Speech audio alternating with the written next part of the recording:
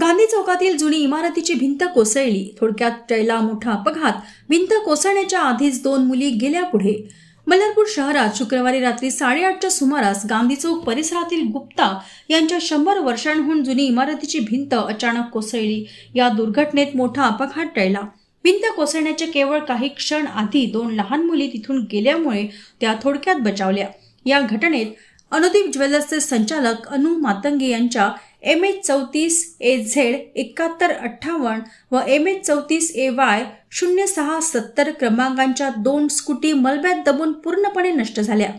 इमारतीचे मालक सुरेश गुप्ता यांनी सांगितले की मुसळधार पावसाबरोबरच अलीकडील गणेश विसर्जनाच्या दिवशी वाजवलेल्या डीजेच्या कंपनामुळे ही भिंत कोसळली असावी। गुप्ता सध्या बामणी येथे राहतात आणि जर्जर झालेल्या या इमारतीत त्यांचे कुटुंब राहत नाही। तरीही इमारतीच्या खालच्या मजल्यावर काही कुटुंबे राहत असल्याचे दिसून आले। याच भागात राहणारे खंडेलवाल ज्वेलर्सचे संचालक गौरव खंडेलवाल यांनी सांगितले की विसर्जनाच्या दिवशी डीजेच्या जोरदार आवाजामुळे त्यांच्या घरातील छताची POP सुद्धा कोसळली होती।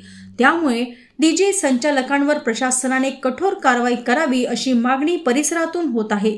गांधी चौक परिसरातील नागरिक व महिलांनी नगर परिषदेकडे प्रश्न उपस्थित केला की अशा जर्जर इमारतींवर कार्यवाही कधी होणार, कारण या भागात अशा अनेक धोकादायक इमारती आहेत आणि केव्हाही मोठा अपघात होऊ शकतो। घटनेची माहिती मिळताच पोलीस व अग्निशमन दलाने घटनास्थळी धाव घेतली आणि मलबा हटविण्याचे काम युद्ध पातळीवर सुरू केले।